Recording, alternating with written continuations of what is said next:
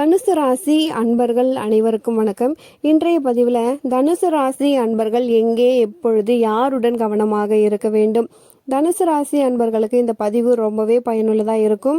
வீடியோக்குள்ளே போகிறதுக்கு முன்னாடி முதன்முறையாக நீங்கள் நம்ம சேனலை பார்க்குறீங்க அப்படின்னா மறக்காமல் சப்ஸ்கிரைப் பண்ணி வச்சுக்கோங்க. தனுசு ராசி அப்படிங்கிறது காலபுருஷ தத்துவத்தின் 9வது ராசி. தனுசு ராசியின் அதிபதி குரு பகவான். மூலம் 4 பாதங்கள், பூராடம் 4 பாதங்கள், உத்திராடம் 1 பாதம். இந்த நட்சத்திரங்கள்ல பிறந்தவங்க தனுசு ராசியில பிறந்தவங்களா இருப்பாங்க. பொதுவாகவே தனுசு ராசிக்கு அதிபதியா நம்ம எடுத்துக்கிட்டோம்னா குரு பகவான் தனுசு ராசிக்கு அதிபதியா இருக்கிறதால ரொம்பவே தனுசு ராசிக்காரங்க நேர்மையாகவும் எதையுமே வெளிப்படையாக சொல்லக்கூடியவங்களாகவும் நம்பக்கூடியவங்களாகவும் இருப்பாங்க. அதே மாதிரி சாஸ்திர சம்பிரதாயங்களுக்கு ரொம்பவே முக்கியத்துவம் கொடுப்பாங்க. ஓரளவுக்கு எல்லா டிபார்ட்மெண்ட் எல்லா விஷயத்திலுமே எல்லா துறைகளிலுமே ஒரு விஷயம் தெரிஞ்சு வச்சிருப்பாங்க. அந்த வகையில் கொஞ்சம் ஈகோ இருக்கும். எல்லாமே எனக்கு தெரியும் அப்படிங்கிற ஒரு ஈகோ இருக்கும். யார்கிட்டயுமே போயிட்டு தானாக போய் பேசவே மாட்டாங்க. மற்றவங்க இவங்க கிட்ட பேசுகிறாங்க அப்படின்னா ஒரு நல்ல நட்பை பாராட்டுவாங்க. இப்போது தனுசு ராசி அன்பர்களை பொறுத்த வரைக்கும் நெருப்பு ராசியாக இருக்கிறதால கோபம் அதிகமாக இருக்குங்க. குணம் இருக்கிற இடத்துல கண்டிப்பாக கோபம் இருக்கும். அதே மாதிரி கோபம் இருக்கிற இடத்துல கண்டிப்பாக ஒரு நல்ல குணம் இருக்கும். இதே மாதிரி தான் தனுசு ராசி அன்பர்களுக்கு நேர்மையான சிந்தனையும் கோபமும் இருக்குங்க. தனுசு ராசி அன்பர்களின் வாழ்க்கை துணையை பொறுத்த வரைக்கும் நேரெதிராக வரக்கூடிய இடம் மிதுனம். இந்த மிதுனத்துக்கு அதிபதி புத பகவான். ஸோ தனுசு ராசி அன்பர்களின் வாழ்க்கை துணையை பொறுத்த வரைக்கும் இவங்களுக்கு நேர் எதிராக பேசுவாங்க. இவங்க ஏதாச்சும் ஒரு விஷயம் சொல்கிறாங்கன்னா அதை உடனே நம்பவே மாட்டாங்க. அதை ஒரு 1000 வாட்டி 500 வாட்டி அதை விசாரிச்சுட்டு அதுக்கப்புறமா தான் நம்புவாங்க. சீக்கிரமாக எதையுமே புரிஞ்சிக்கவே மாட்டாங்க. இவங்க ஒரு விஷயம் சொல்கிறாங்கன்னா அதுக்கு ஆப்போசிட்டாக தான் இவங்க எடுத்துப்பாங்க. அடுத்தது இந்த தனுசு ராசி அன்பர்களின் வாழ்க்கை துணையை பொறுத்த வரைக்கும் கொஞ்சம் சந்தேகப்படக்கூடியவங்களாகவும் ரொம்பவே ஒரு விஷயத்தை ஆராய்ச்சி பண்ணுறவங்களாகவும் புத்திசாலித்தனமாகவும் இருப்பாங்க. இவங்க கொஞ்சம் வாக்குவாதங்கள் உங்ககிட்ட செய்யக்கூடியவங்களாக இருக்கிறதுக்கு வாய்ப்பு இருக்குங்க. இப்போ மிதுனத்தில் இருக்கக்கூடிய நட்சத்திரம் நம்ம எடுத்துக்கிட்டோம்னா ராகுவின் நட்சத்திரம், திருவாதிரை 4 பாதங்கள், மிருக சீரிசம் 2 பாதங்கள் செவ்வாயின் நட்சத்திரம். அதே போல குருவினுடைய நட்சத்திரம் புனர்பூசம் 3 பாதங்கள் இருக்கும்.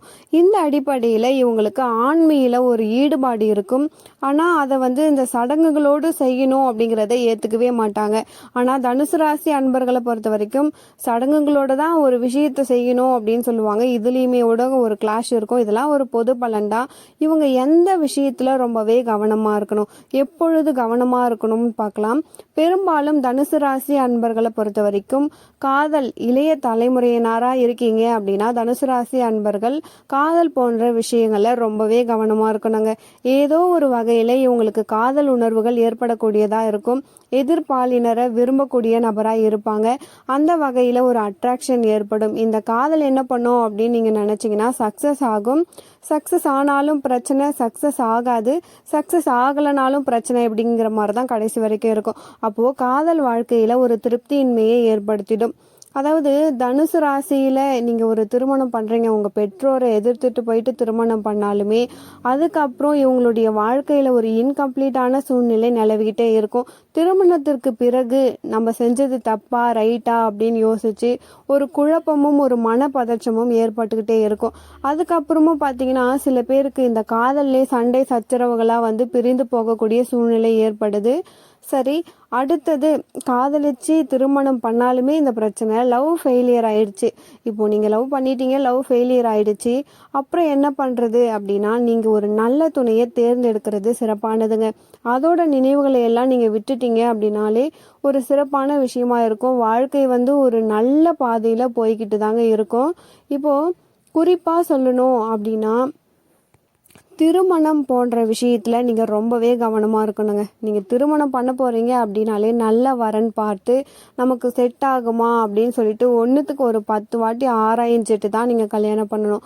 நீங்கள் வெறும் பெயர் பொருத்தமோ நட்சத்திர பொருத்தமோ மட்டும் பார்த்துட்டு திருமணம் பண்ணிட்டீங்க, ஜாதக பொருத்தம் இல்லை, நட்சத்திர பொருத்தத்தை நீங்கள் பார்க்குறீங்க, அதை வச்சு மட்டும் திருமணம் பண்ணுறீங்க அப்படின்னாலுமே உங்களுக்கு திருமண வாழ்க்கையில் சில சிக்கல்களை ஏற்படுத்திடுங்க. அப்போது என்ன பிரச்சனை அப்படின்னா அந்த கணவன் மனைவிக்குள்ள கருத்து வேறுபாடு, சண்டை சச்சரவுகள், பிரிவுகள் அளவுக்கு போகக்கூடிய சூழ்நிலை ஏற்படுத்திடும். ஸோ திருமண விஷயத்துல நீங்க ரொம்பவே கவனமா இருக்கணும். காதல் போன்ற விஷயத்திலுமே கவனமா இருக்கணுங்க. அடுத்ததா சொல்லணும் அப்படின்னா உங்களுடைய வார்த்தைகள். உங்களுடைய ராசிக்கு 2ஆம் அதிபதியாக வரக்கூடியவர் சனி பகவான். அப்போ நீங்க ஒன்று சொன்னீங்க அப்படின்னா உங்களை வேற மாதிரி ஒருத்தவங்க புரிஞ்சுக்குவாங்க. உங்களுடைய கம்யூனிகேஷன் கேப் இருந்துகிட்டே இருக்கும். ஸோ நீங்க சொல்லக்கூடிய வார்த்தைகள் வேற விதமா மற்றவங்க கிட்ட போய் சேர்ந்துரும். அதனால வம்பு வழக்குகள், சண்டை சச்சரவுகள் வரும். குடும்பத்திலையுமே சரி, குடும்ப உறவுகள் கிட்ட நீங்க பேசக்கூடிய வார்த்தைகள்ல ரொம்பவே கவனமா இருக்கணும். குறிப்பா நீங்க மற்றவங்கள பத்தி வேற ஒருத்தவர்கிட்ட சொன்னீங்க அப்படின்னாலுமே அது ஏதோ ஒரு வகையில அந்த விஷயம் உங்களுக்கு நெகட்டிவா உங்களுக்கே திரும்பும். நீங்க மற்றவங்கள பத்தி ஏதோ ஒரு காரணத்தால ஒருத்தவங்க கிட்ட சொல்றீங்க அப்படின்னா அந்த விஷயம் அவங்க காதுக்கே போயிட்டு உங்களை தவறா எண்ணக்கூடிய சூழ்நிலையும் ஏற்பட்டுடும். உங்க வார்த்தைகள்ல நீங்க ரொம்பவே கவனமா இருக்கணுங்க. அடுத்ததாக முக்கியமான விஷயம் பண விஷயம். பண விஷயத்தை பொறுத்த வரைக்கும் நீங்க ரொம்பவே எச்சரிக்கையா இருக்கணுங்க. குறிப்பாக கொடுக்கல் வாங்கல்ல ரொம்பவே கவனமா இருக்கணும். நீங்க ஒருத்தர்கிட்ட பணம் கொடுத்துட்டீங்க அப்படின்னா அதை வாங்குறதே ரொம்ப கஷ்டமா இருக்கும். நீங்க வாங்கிட்டீங்க அப்படின்னாலுமே அதை கொடுக்கறதுக்கு கஷ்டமா இருக்கும். மொத்தத்துல கடன் பிரச்சனை கொஞ்சம் உங்க வாழ்க்கையில இருந்துகிட்டே இருக்கும். சனி பகவான் 2ஆம் அதிபதியாக வருகின்ற காரணத்தால உங்களுடைய வார்த்தைகள்ல எப்பயுமே ஒரு கான்சியஸா இருந்தீங்க அப்படின்னாலே சில பிரச்சனைகள்ல இருந்து நீங்க மீண்டுக்கலாம். குறிப்பா குடும்ப உறவுகளிடம், நண்பர்களிடம், வேலை செய்ய இடத்துல பணியாளர்களிடம், சக பணியாளர்கள், உங்களுக்கு கீழே பணிபுரியறவங்க கிட்ட எப்பயுமே நீங்க வார்த்தைகள்ல ரொம்பவே கவனமா இருக்கிறது நல்ல விஷயம். சுக்கிரனுடைய வீடு ரிஷபம். அப்போ அவர் உங்களுக்கு கொஞ்சம் கடனையும் நோயையும் கொடுக்கக்கூடியவராக இருப்பார். ஏதோ ஒரு சின்ன சின்ன தொந்தரவுகள் உங்களுக்கு இருந்துகிட்டு தான் இருக்கும். அதனால ரொம்ப கவனமாகவே இருக்கணும். உடல்நல விஷயத்திலையுமே நீங்கள் ரொம்பவே கவனமாக இருக்கணுங்க. உங்களுடைய 3ஆம் அதிபதியாக வரக்கூடியவர் சனி பகவான். ஸோ அவருடைய சுபத்துவம் பாவத்துவத்தை பொறுத்து உங்களுடைய முயற்சிகளில் வெற்றி தோல்விகளை நிர்ணயிப்பார். நீங்கள் ஒரு விஷயத்தை ஒரு முறை அட்டன் பண்ணி சக்ஸஸ் பண்ணுறதுக்கும் ஒரு விஷயத்தை பல முறை நீங்கள் தொடர்ந்து போராடி போராடி ஜெயிக்கிறதுக்கும் ஒரு வித்தியாசம் இருக்கு இல்லையா? அதாவது எடுத்த எடுப்புலேயே சில பேர்லாம் ஜெயிச்சிருவாங்க. இப்போ ஒரு எக்ஸாம் எழுதுனோடனே கூட சில பேர் பாஸ் ஆகிடுவானுங்க. ஆனால் நீங்கள் எத்தனை முறை தான் முயற்சி பண்ணாலுமே அது கிடைக்காம இருக்கும். ஆனால் உங்ககிட்ட போதுமான அளவு திறமை இருக்கும். திறமை இருந்துமே போக முடியல அப்படிங்கிற ஒரு கவலையும் வேதனையும் உங்ககிட்ட இருக்கும். முயற்சிகளில் அப்பப்போ தடைகள் இருக்கும். அதற்காக நீங்கள் என்ன பண்ணணும் அப்படின்னா, குறிப்பாக காலையில் சூரிய உதயத்தை கரெக்டாக சூரியன் உதயமாகும் பொழுது நீங்கள் சூரிய நமஸ்காரம் தொடர்ந்து பண்ணிக்கிட்டே வாங்க. அது உங்களுக்கு ஒரு சிறப்பான பலனை கொடுக்கும்.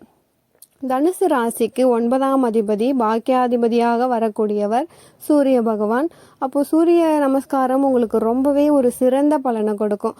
முயற்சி தடைகள்லாம் உங்களுக்கு இருக்குது அப்படின்னா அதெல்லாம் நீங்கள் சூரிய நமஸ்காரம் பண்ணும் பொழுது அது கண்டிப்பாக நீங்கும். நீங்கள் அரசு வேலையில் இருக்கீங்க, இல்லை அரசியல்வாதியாக இருக்கீங்க, இதே சமயத்தில் அரசு வேலைக்கு முயற்சி பண்ணுறீங்க அப்படின்னாலுமே சூரிய நமஸ்காரம் பண்ணுறது உங்களுக்கு சிறப்பான பலனை கொடுக்குங்க.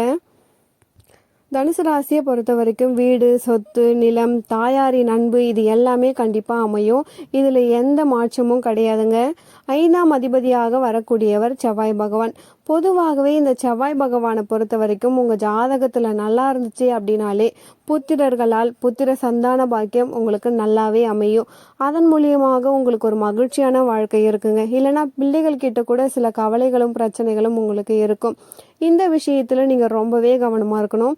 பொதுவாகவே நீங்கள் உங்கள் பிள்ளைகளை கண்ட்ரோல் பண்ணி வளர்க்குறது ரொம்பவே முக்கியமான விஷயம். நீங்கள் ரொம்ப ஃப்ரீடம் கொடுக்குறேன் அப்படின்ற விஷயத்தில் கொடுத்து அவங்கள ரொம்ப ஃப்ரீடமாக வளர்த்தீங்க அப்படின்னாலுமே அவங்க பிற்காலத்தில் உங்களுக்கு ஒரு பிரச்சனைக்குரியவர்களாக மாறுறதுக்கு வாய்ப்பு இருக்குது. பொதுவாகவே தனுசு ராசி அன்பர்கள் பிள்ளைகளை கண்டிப்போடு தான் வளர்ப்பாங்க. அதில் எந்த மாற்றமும் இல்லை. அந்த கண்டிப்பை தொடர்ந்து ஃபாலோ பண்ணி ஒரு ஒழுக்கமுள்ளவர்களாக குழந்தைகளை வளர்க்கும் பொழுது பிள்ளைகளால் பெருமையும் மகிழ்ச்சியும் ஏற்படக்கூடியதாக இருக்கும். பொதுவாகவே இந்த பலன்கள் எல்லாம் பொது பலன்கள் தான். உங்களுடைய சுய ஜாதகத்தின் அடிப்படையில் சில விஷயங்கள் மாறலாம். இருந்தாலுமே உங்களுக்கு 90% இது உங்களுக்கு கண்டிப்பாக இருக்குங்க. எந்தெந்த விஷயத்தில் நீங்கள் எப்போ கவனமாக இருக்கணும்? பிள்ளைகள் விஷயத்தில் கவனமாக இருக்கணும். பெரும்பாலும் ஒரு 10 பேர் இருக்காங்க அப்படின்னா அதில் 7 பேருக்கு சில பிரச்சனைகள் இருக்குது. குடும்ப வாழ்க்கையில் பிரச்சனை இருக்குது. பிரிவே இல்லை அப்படின்னாலுமே ஒரு கருத்து வேறுபாடு இருக்குது. மனக்கசப்பான சூழ்நிலையில தான் திருமண வாழ்க்கை போயிட்டுருக்கு. சில பேருக்கு திருமண வாழ்க்கையில முறிவு கூட ஏற்படுது. சில பேருக்கு திருமணத்துல கணவனோ மனைவியோ இழப்பு ஏற்பட்டு பிரச்சனைக்குரியதா இருக்கு. ஸோ இந்த விஷயத்துல நீங்க ரொம்பவே கவனமா இருக்கிறது முக்கியமான விஷயம்.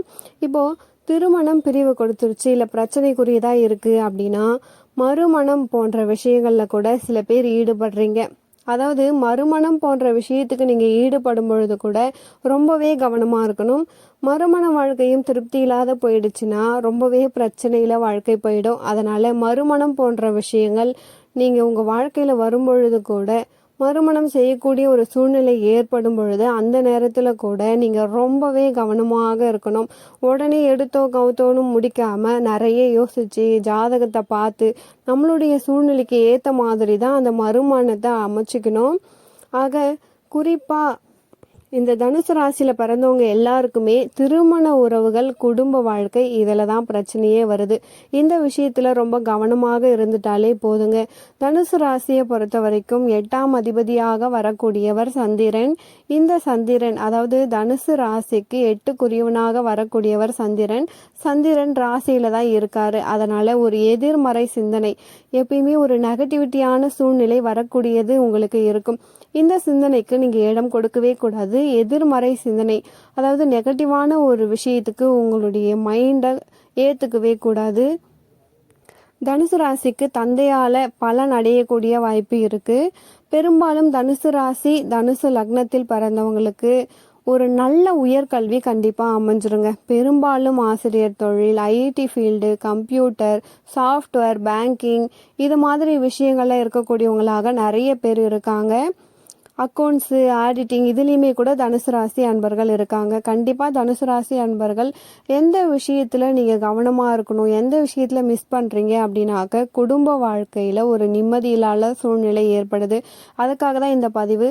முடிந்த அளவுக்கு நீங்கள் உங்களுடைய குடும்ப விஷயத்தில் வாழ்க்கையில் ரொம்பவே தெளிவாக யோசித்து கவனமாக முடிவெடுங்க. இந்த பதிவு உங்களுக்கு பயனுள்ளதாக இருக்கும்னு நினைக்கிறேன். மீண்டும் ஒரு நல்ல பதிவில் உங்களை சந்திக்கிறேன். நன்றி.